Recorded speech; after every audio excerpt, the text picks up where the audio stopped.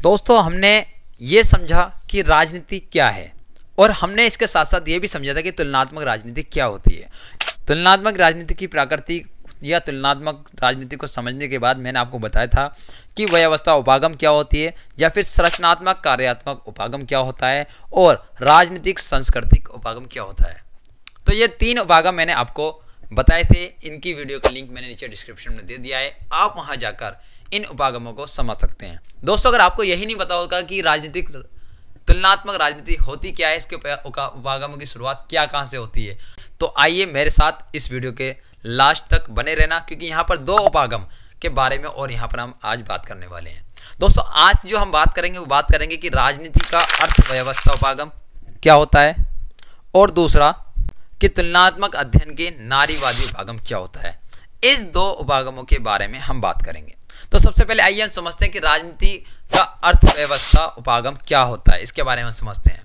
दोस्तों यह उपागम इस मान्यता पर आधारित है कि राजनीतिक प्रश्नों के अध्ययन के लिए अर्थव्यवस्था का अध्ययन आवश्यक है। अर्थव्यवस्था यानी कि इकोनॉमी। इस उपागम में केवल राजनीति और अर्थव्यवस्था के संबंधों को ही महत्व नहीं दिया जाता, बल्कि सामाजिक सांस्कृतिक जीवन पर भी अर्थव्यवस्था के प्रभावों का अध्ययन किया जाता है।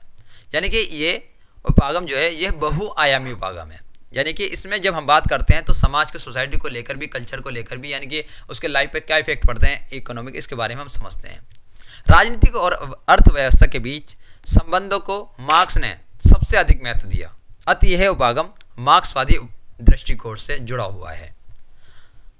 दोस्तों इसकी अगली हम मेन हेडिंग बनाते हैं इसी के अंदर अर्थव्यवस्था के उपागम की, कि इसका विकास कैसे हुआ, इसके बारे में हम समझते हैं। दोस्तों इस उपागम का उदय आधुनिक युग में हुआ और Adam Smith, David Ricardo, Karl Marx ने इस उपागम का आधार तैयार किया। 16वीं और 17वीं शताब्दी तक इस बात पर बल दिया गया कि राज्य को अपनी आर्थिक शक्ति में वृद्धि के लिए सैन्य शक्ति में वृद्धि करनी चाहिए और राज्य को अर्थव्यवस्था में हस्तक्षेप नहीं करना चाहिए। अतः राजनीति और अर्थव्यवस्था के बीच संबंधों को महत्व दिया गया। अब इस उपागम को दो भागों में विभाजित किया जा सकता है। पहला है उदारवादी राजनीतिक अर्थव्यवस्था और दूसरा है मार्क्सवादी राजनीतिक अर्थव्यवस्था। इन दो हेडिंग में डिवाइड करके हम इन दो हेडिंग में अलग अलग पॉइंट्स बनाकर लिखेंगे। पहला जो हमने बात की थी कि उदारवादी राजनीतिक अर्थव्यवस्था, इसमें हम लिखेंगे कि डेविड रिकार्डो, एडम स्मिथ, इन सभी ने आधी उदारवादी राजनीतिक अर्थव्यवस्था का विकास किया। इन्होंने अर्थव्यवस्था में राज्य के हस्तक्षेप का विरोध किया, लेकिन टी.एच. ग्रीन और जे.एस. मिल ने, और इनके अलावा भी बहुत सारे विचारक हैं, उनका नाम ज़्यादा हाईलाइट नहीं होता है, उन्होंने कल्याणकारी राज्य सीमित हस्तक्षेप को स्वीकार किया। यह था पहले पॉइंट में उदारवादी राजनीतिक अर्थव्यवस्था वाले में। दूसरा आता है मार्क्सवादी राजनीतिक अर्थव्यवस्था, जिसमें मार्क्स ने राजनीति की अर्थव्यवस्था को अधिक बल दिया और इस उपागम में राजनीति के सिद्धांतिक पक्ष की उपेक्षा व्यावहारिक पक्ष को अधिक महत्व दिया गया। इस उपागम के अनुसार जैसी अर्थव्यवस्था होती है वैसे ही राजनीतिक व्यवस्था होती है। मार्क्स के अनुसार लोकतंत्र जनता का शासन नहीं है। जिस समाज में निजी संपत्ति और आर्थिक असमानता होती है वहां जनता का शासन नहीं हो सकता। अतः सच्चे लोकतंत्र की स्थापना के लिए आर्थिक समानता आवश्यक है। मार्क्स ने इतिहास की आर्थिक व्याख्या की है, जिसके आधार पर यह सिद्ध किया गया कि इतिहास में सभी परिवर्तन आर्थिक परिवर्तन के कारण हुए हैं। यानी कि जो चेंजिंग आए हैं वो इकोनॉमिकल चेंजिंग आए हैं। तो अतः मार्क्स का विश्वास था कि राजनीतिक परिवर्तन के लिए आर्थिक परिवर्तन आवश्यक है। दोस्तों ये हमने बात की कि इसके विकास में दो योगदान रहे, उदारवादी और मार्क्सवादी। इन टॉपिक्स को पूरा करने के बाद हम अगली मेन हेडिंग बनाते हैं विश्व व्यवस्था सिद्धांत। दोस्तों इस विश्व व्यवस्था सिद्धांत में क्या होता है कि मार्क्सवादी उपागम जो है वो इस विश्व व्यवस्था सिद्धांत पर आधारित है। इस सिद्धांत के आधार पर विश्व के सभी देशों के 3 वर्गों में उनको विभाजित किया गया, जैसे कि आपके सामने डिस्प्ले पर मेंशन किया गया है।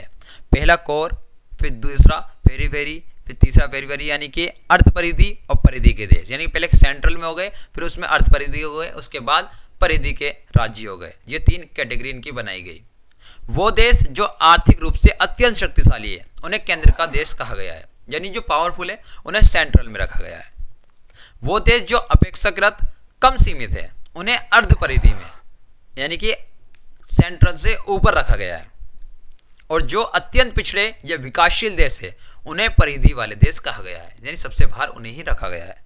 तो इस सिद्धांत के अनुसार केंद्र के देश अब शक्ति और स्थिति को बनाए रखने के लिए परिधि के देशों को कमजोर तथा गरीब बनाए रखना चाहते हैं। जैसे शक्तिशाली देशों में साम्राज्यवाद और उपनिवेशवाद का प्रयोग किया गया और वर्तमान में वैश्वीकरण और नव उपनिवेशवाद की शक्तिशाली देशों के लाभ की नीति है।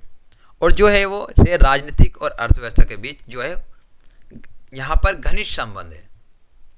तो ये था दोस्तों आपका कि जो अर्थव्यवस्था उपागम है राजनीति का, इसके बारे में बात की। और मैं जैसे आपको वीडियो की शुरुआत में बताया था कि यहाँ पर दो उपागम के बारे में बात करेंगे। दूसरा उपागम जो होगा हमारा वो होगा नारीवादी उपागम, यानी तुलनात्मक अध्ययन के नारीवादी उपागम।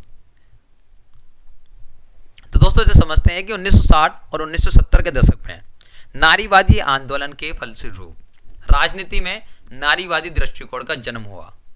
नारीवाद पुरुष की सर्वोच्चता को देता है। इसका मुख्य उद्देश्य सामाजिक, आर्थिक, राजनीतिक सभी क्षेत्रों में समानता के लक्ष्यों को प्राप्त करना है और महिलाओं की निम्न स्थिति को प्रकट करना है।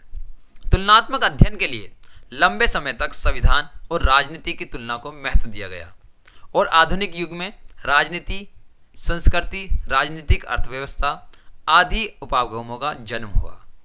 लेकिन नारीवादी इन सभी उपागमों को अस्वीकार करते हैं। नारीवादी विचारकों के अनुसार तुलनात्मक अध्ययन स्त्री पुरुष समानता के आधार पर होना चाहिए। इस बात की तुलना का कोई लाभ नहीं है कि विभिन्न स्थानों पर सरकार और संविधान का स्वरूप क्या है, बल्कि इस आधार पर तुलना होनी चाहिए कि विभिन्न राजनीतिक अर्थव्यवस्थाओं में स्त्री पुरुष समानता के लक्ष्य को किस सीमा तक प्राप्त किया गया है।